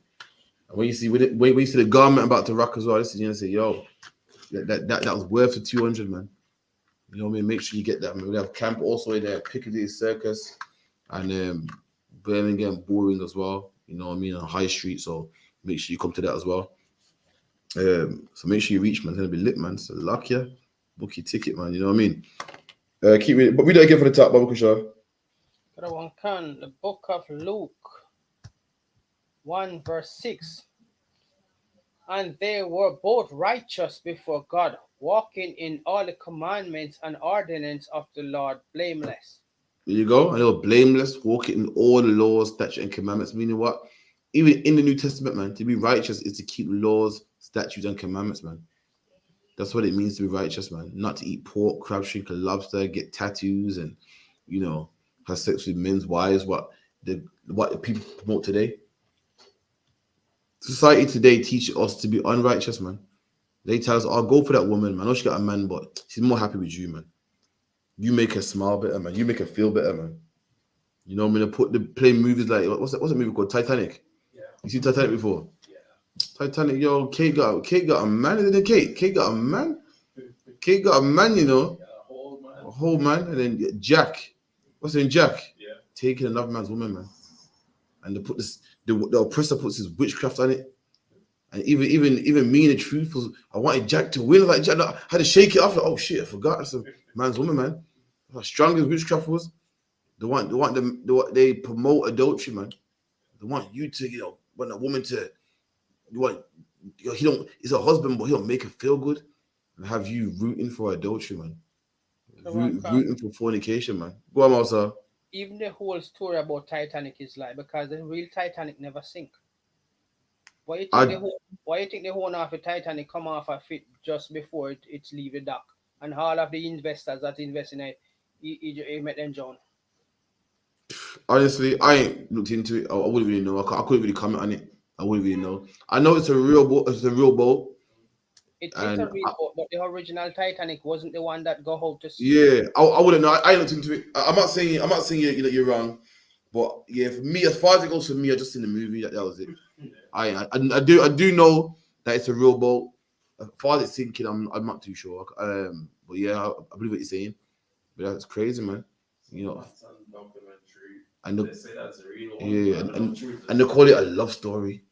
Where's the love in that, man? Should we call it an adultery story, man? You know what I mean? If Jack wants a woman, he got to find his own, man. If Jack thinks that if I'm treating my woman unfairly, listen, she can take me to counsel, man, or she know what she got to do. But another man, Jack ain't the answer, man. Jack can't come and, you know, sweep her off her feet because I'm boring. Listen, she married a boring man. She married a mean man. It's her. That's her thing, man. So she got to deal with. No next man can come and take your woman from you, man. But when it comes to these oppressive movies, they put that spin on there and the witchcraft, and they have you wanting, even you want Jack to win. They have you say, yo, damn, Jack's a better man for him, man. Go on, Jack. Make you, man. And Jack dies next to her, look, caring for her. And you feel, wow, look at that, man. That's a love story. It's not, man. That's filth, man. Even these movies like Power and stuff, and you know, Boys in the Hood, they make you root for the drug dealer, and you want the drug dealer to live, and you want him to go far, and because that's the witchcraft that Hollywood got, man, on your mind. You even vote, you even root, you want him to win when it shouldn't be that way, man. You know what I mean? But society now is upside down, man. You know what I mean? The oppressor puts in the air unrighteousness. It's in the air, man. Everyone wants tattoos now. Everybody wants to be a sexual deviant. Everyone says it's my body.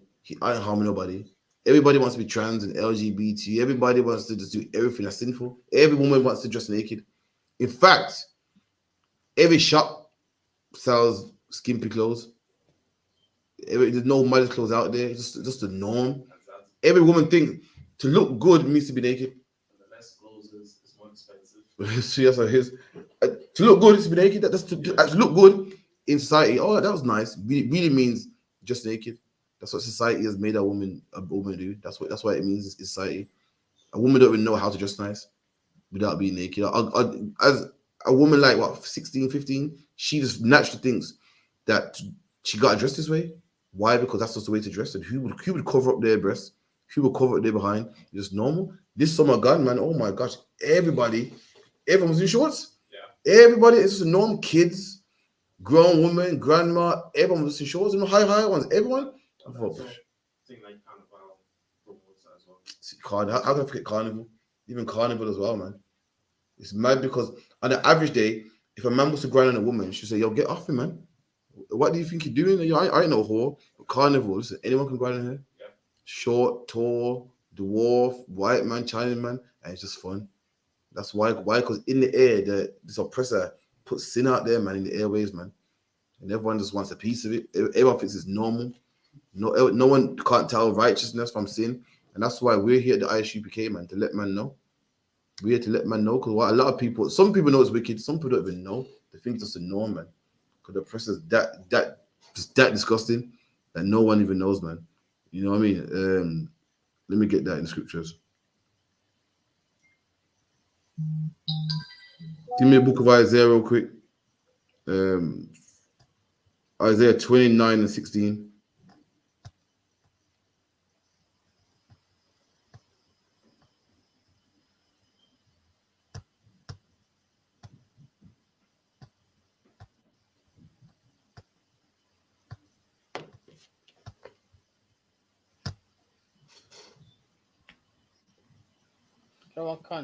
The book of Isaiah 29 verse 16. Surely your turning of things upside down shall be esteemed as the potter's clay. And this is the Lord talking about the oppressor, man. Talking about he turned things upside down, man. You know, turn it upside down. Once upon a time, everyone knew that a man should be with a woman, man. Now kids don't know who to be with, man. They're saying that what kids a boy child could wear a dress. That's because the oppressor has turned things upside down. Imagine kids don't even know. How are you going to give kids that choice, man? Kids don't even know what they want to eat for dinner. You give a child a choice what to eat. You're going to eat sweets all day, man. You're going to eat cake all day, man. You're going to give the child the decision to choose what gender they want to be. When God's already chosen for him, you know what I mean? All you got to do is look in his nappy, man. If a penis is there, he's a man. If the other thing there is a woman, you know what I mean? God's already chosen. How are you going to make a child choose their gender, choose what they wear? Why could the oppressor turn things upside down, man? A man should marry a woman should marry a man. He's turned it upside down, man. You know what I mean? Crab, shrimp, and lobster ain't to be eaten, man. But he's turned things upside down. You know what I mean? He's what the Bible calls anti-Christ, man. He's against Yahushua. Everything Yahushua stands for, he stands for the opposite, man. The Bible goes, what? A man can beat his children, man. Not abuse them, but he can beat them, man, within reason, man. And if you do that, they'll call child services on you, man. The Bible goes, a man shouldn't be with a man. He calls it an alternative lifestyle. The Bible goes, crab, shrimp, and lobster are an abomination. He calls them delicacies, man. The Bible goes, a man can't eat pork. He calls it the other white meat, man. The Bible goes, a man shouldn't be with a man. He calls it love. What is love, man?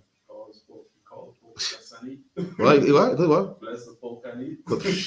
Says you can bless the pork and eat it. This man is the Antichrist, man. The Antichrist ain't no boogeyman under the earth. Ain't no man that's gonna come in the future and teach people to go against God. It's this oppressor right here, man. Everything he teaches is Antichrist. You show me a man more Antichrist than this oppressor, man. Commandment number 1 is thou shalt have no other gods before me. And this man says what? Freedom of religion.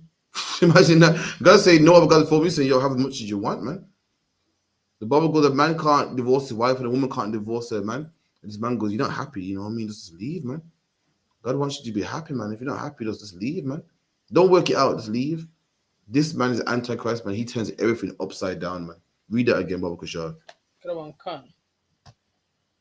Isaiah 29 verse 16. Surely your turning of things upside down shall be esteemed as the potter's clay.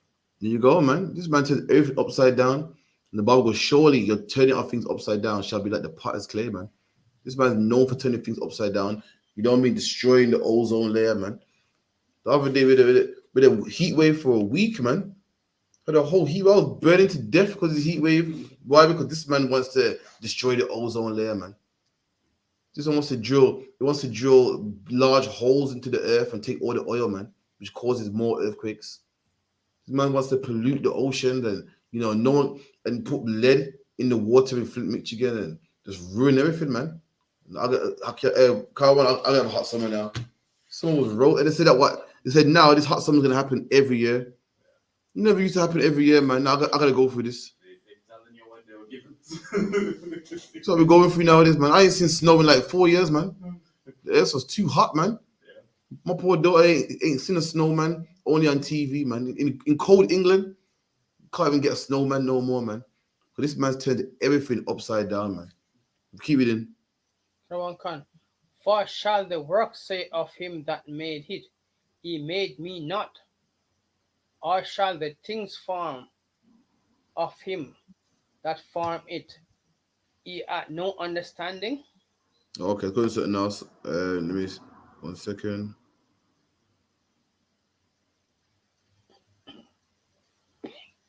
Give me 2 seconds. 1 second.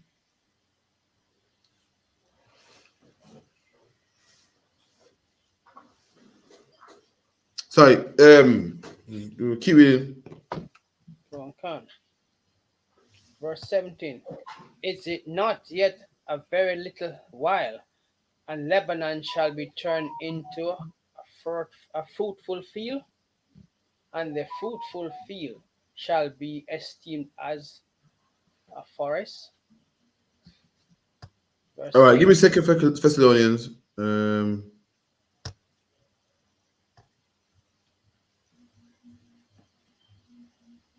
2 seconds.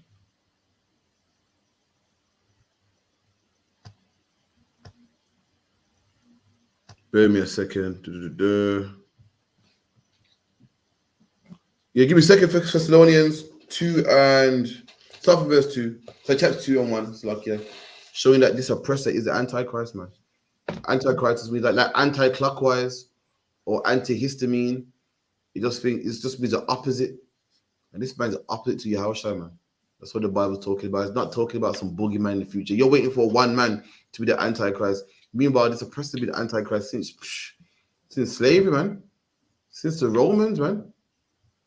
The Bible goes, Christ wants you to, not leave your wife. He's saying leave her, man. Christ saying no other gods before you, man. This man saying freedom of religion. Ain't no more Antichrist than this man we got here today, man. You know what I mean? We're gonna prove it. Read it, Baba Kushar. 2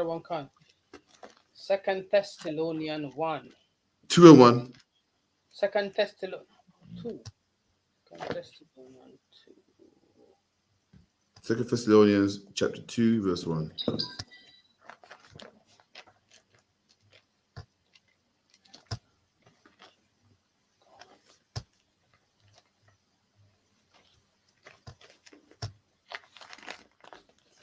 Second Thessalonians 2. Hold on, let me get this a mess up.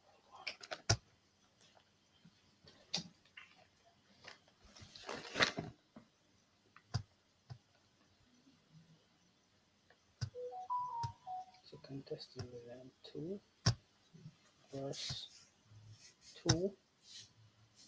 Start at 1. Second Thessalonians 2, verse 1. Now we beseech you, brethren, by the coming of our Lord Jesus Christ, and by our gathering together unto him. Okay, so this is Paul, man. Paul starts of chapter by saying, I beseech you, brethren. So this is a letter written to brothers that was in the school back then in Thessalonica, man. Letting you know what that these men here that he was speaking to were black men, they were brethren, man. To be a man's brother, Christians say to be a man's brethren, you gotta go to the same church. Say to be a man's brother, you go to the same church, man. Nah, man, to be a man's brother means what? You gotta be of his blood. Paul said what? Paul said what? My brethren are Israelites, man, according to the flesh. And Paul also saying, listen, I beseech you, brethren, meaning what? These are brothers of the flesh. These are black men he's speaking to, man. So I beg you, brethren, of our gathering to Yahweh our King. Keep reading. Verse 2. That ye be not soon shaken in mind, or to be troubled, neither by spirit, nor by words, nor by letters. There you go. And Paul said, listen, I beg you, brothers, man. You know what I mean? Like, cry, you know what I mean? Not to be shaken in faith, man. Some brothers, you know, be in the truth sometime and then get scared, man. You know, you see the COVID-19 coming and you get scared, man. You read the Bible and you feel, oh my gosh, you get a bit scared, get a bit shaken. And Paul saying, don't be scared, don't be troubled, man.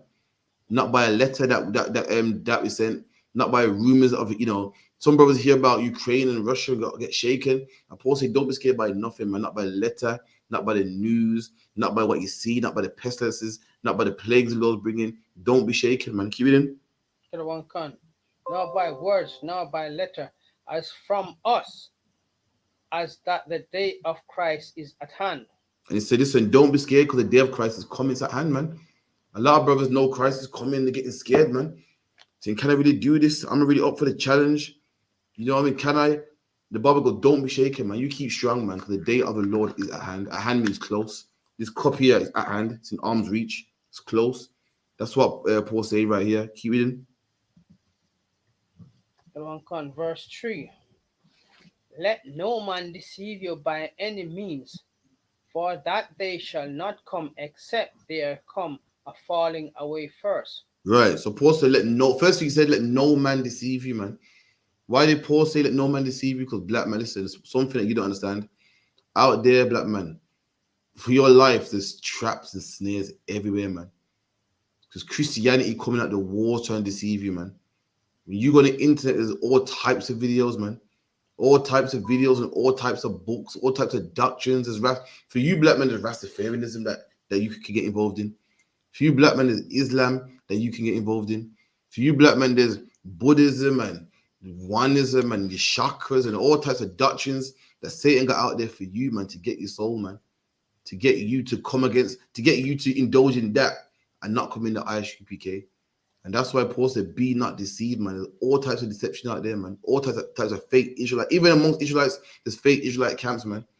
If you're not in the I.S.U.P.K, you're part of a fake Israelite camp. And there's even those out there as well. All out there to what? Deceive you, man. Deceive you, different flavors. Just like, you know, you got like, you know, sweets or crisps with different flavors, man. Like, this one ain't for you, but there's this one. You might not like cheese and onion, but there's salt and vinegar. There's all types of flavors out there for you to deceive you. And Paul said, listen, let no man deceive you, man. Why? Because there's loads of things out there to deceive you. Keep it in. And that man of sin be revealed. And Paul said, listen, when it comes to the return of our King Yahushua, let no man deceive you, man. It's only going to happen if the falling away happen first, and that man of sin be revealed. That falling away is talking about, like, imagine you have a veil over your eyes and you can't see, and then that veil falls away, and now you can see. Now everything's revealed unto you. Reveal means to make known. That's what reveal means. Reveal means to make known. So imagine first you're blind, you can't see nothing. Now it's falling away, and now you can see anything. And Paul saying this day won't come unless that veil on our eyes fall away first, and we can see the man of sin. that man of sin be revealed. We'll see him for who he is and go, oh. Because right about now, our people got a veil over our eyes, man. And they can't see that man of sin. They think that man of sin is Jesus. They think that man of sin is God. They think that man of sin is a nice person. You know, not all white people, but some good people, man. You know what I mean? I'm British citizen. I'm this. I love to be British. I'm American.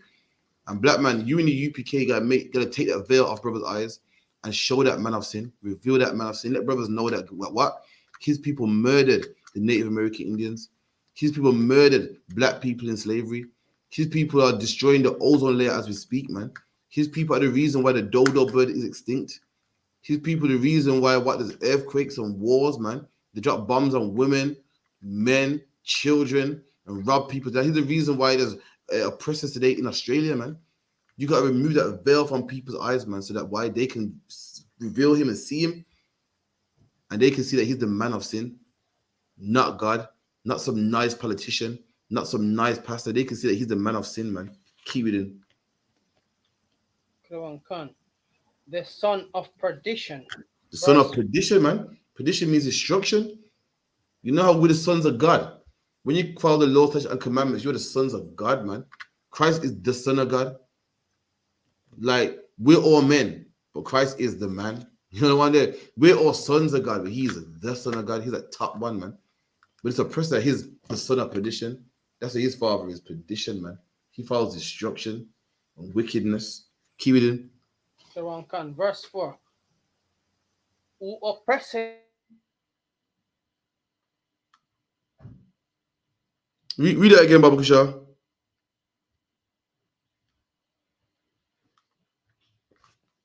It's like I think it's frozen. 2 sec.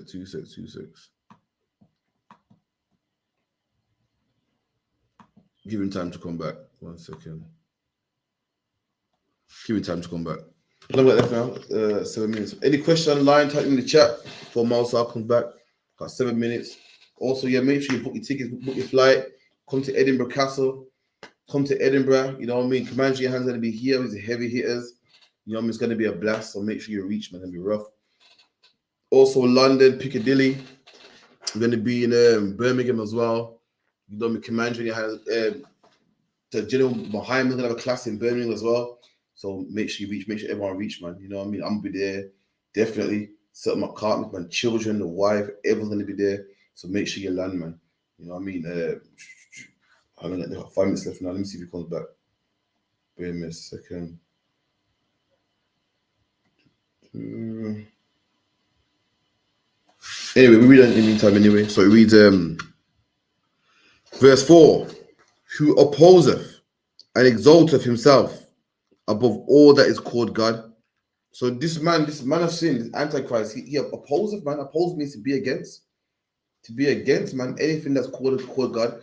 What's called God, man? This Bible, man. This Bible is all the rules that God wants blacks, Hispanics, and Native Indians to do. Everything that God is in this Bible, and this man opposes it, man. He opposes opposite to it, man. The Bible goes, you can't eat pork. He says you can. The Bible goes, don't live a certain lifestyle. He goes, you can. The Bible goes, you know, keep the laws. He said the laws are done away with, man. The Bible said don't celebrate Christmas. He said celebrate Christmas for the kids, man. He opposes everything that is of God, man. Keep it in. Verse 4, Baba Kishar.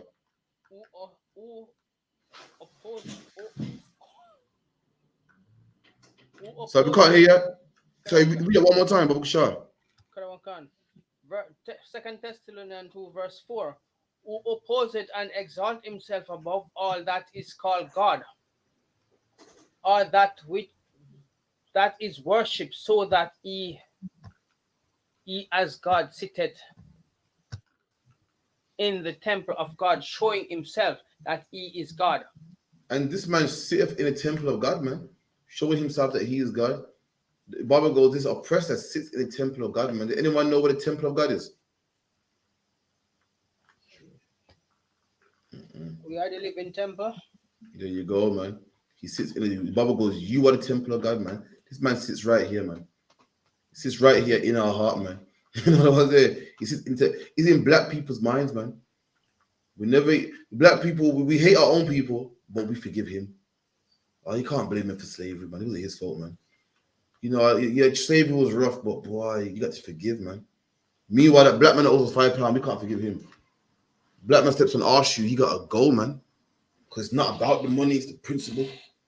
You know, I don't take no disrespect. I ain't having it, man. But that person, he dwells in our heart, man. We forgive him.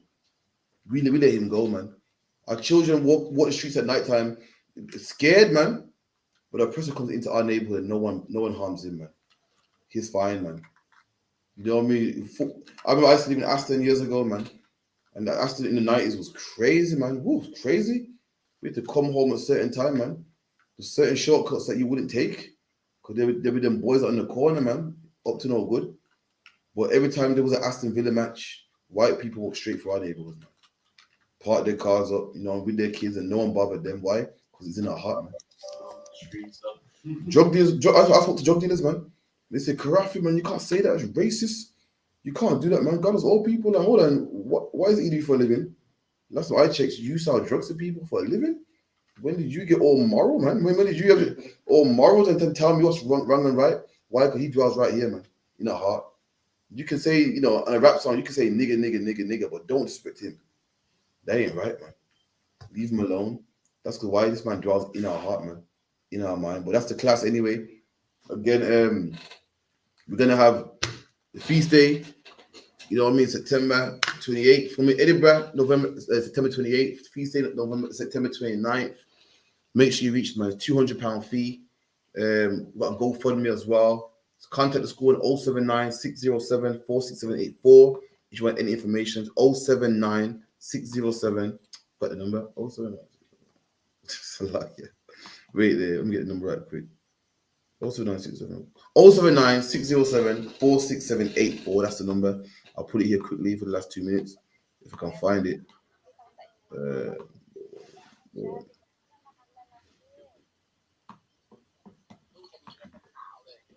If I can find it. Cover number. But anyways, 079 607 46784. If you're not in the country, take out the 0 and put a +44. And that's the class. Will be another class. The class is Monday, Tuesday, Wednesday, Thursday. No, Tuesday online though. You know what I mean? The Brotherhood class from Manchester. You know what I mean? The class is at 394 Lodge Road, B18 5PW, 7 to 9. Make sure you come. Any black or Hispanic or native Indian born, make sure you come. Bring your children if they're black or Hispanic too. You know what I mean? Bring your family if they're black or Hispanic too. You know what I mean? Let's build this kingdom, man. Shalom. Yeah. Yeah, you know what it is. 144 the rebel, busy man shit, nigga. They take their head on, nigga. Pray where Eve did to Adam, I just pray my love don't lie to me. Swing the iron like Samson, I can't let no holder lie to me. I don't feel these rappers, all they lies is hypocrisy. Ain't no competition, ain't no rivalry. Nigga think I'm playing, I don't hear one word they saying. This shit light work. Think Muhammad one of us, he might lose his life first. Circle up and stay alert. Another cop just stretch the nigga. He a demon, it's an exorcism. Watch I bless the nigga. You took that oath in blood, then you know I'm gon' get active with you. Fuck the opposition, I see vision. Let me paint the picture. Rappers claim they spit and I ain't listening. Is in fact a fiction. Revenge was a woman, now I stroke that bitch like Jack the Ripper. We gon' run the summer, it's gon' be historical. Thought they making